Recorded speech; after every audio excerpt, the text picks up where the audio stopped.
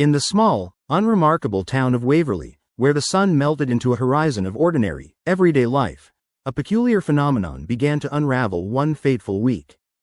It all started with Amelia Carter, a 17-year-old with a penchant for photography and a curiosity that often led her into the forgotten corners of the town. She had a habit of wandering the old, dilapidated buildings that scattered the outskirts, seeking inspiration for her art. It was during one such exploration that she unearthed something that would change everything. The town library, a sprawling structure encased in ivy and shadow, harbored an old clock within its depths. Amelia discovered it while searching for a place to escape the biting wind. The clock was ornate, with hands frozen at 3:17, its glass dusty and cracked. Something about it called to her. She sensed a melancholy in the air, a whisper that echoed through the empty aisles. As the sun dipped below the horizon, she stood nearer, the clock's frame cold beneath her fingertips. Peering deeper into its face, she felt a sudden shiver race through her, a sensation as if time itself had coiled around her, binding her to that place. Amelia shook off the odd feeling and headed home, assuming the chill was merely the onset of winter. She trudged through the flurry of snow that had begun falling, eager to share some photographs from her day. But when she stepped inside her house, nothing was as it should be. Amelia's parents were arguing, the heated words hung heavy in the air. It was an unusual tension, as if they had never shared a normal day, but she shook off the dread tightening in her stomach and went upstairs.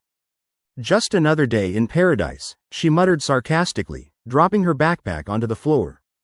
That night, she fell into fitful sleep, her dreams tangled in shadows of time. Revelations rushed through her mind, flashes of the clock, repeating echoes of the argument.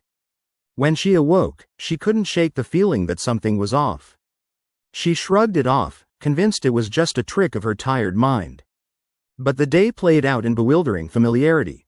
Her parents argued like clockwork, her classmates laughed at jokes that echoed in the hall. A sense of déjà vu gripped her, squeezing tighter, every interaction tinged with an unsettling awareness. Like a haunting refrain she couldn't escape. As the sun dipped into the same crimson horizon, Amelia found herself back at the library, inexplicably drawn again to the clock. It was then that the truth sank its claws into her. She had relived the same day over and over and over.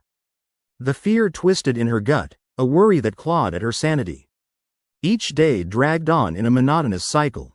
No matter how she tried to alter her behavior, the outcomes remained the same. The arguments between her parents escalated or faded, but eventually morphed back into that loathsome energy.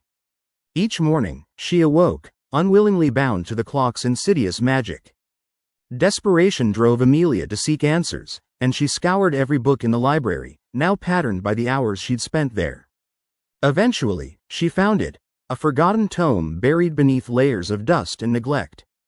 As she turned the pages, a chilling realization settled over her. The clock had once belonged to a librarian who had lost a beloved to tragedy. Supposedly, he had wished to turn back time, forever locked in grief's embrace. Amelia had stumbled into a curse woven through the fabric of their lives. But she was determined to break it.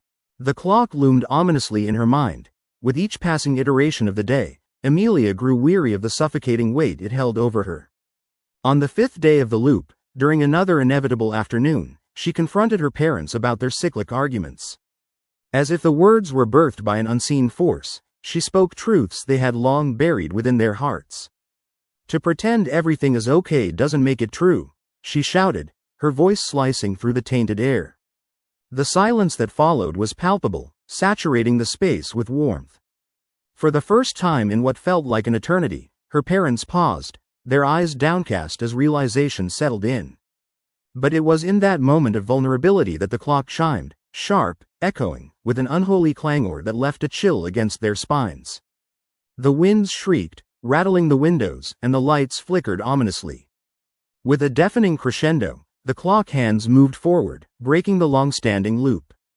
As it chimed 3:17 for the last time, everything abruptly shifted. The air felt lighter, the weight of repetition evaporating into the ether, and just like that, time reasserted itself, unwinding back to one solitary day, a day that was now hers to own.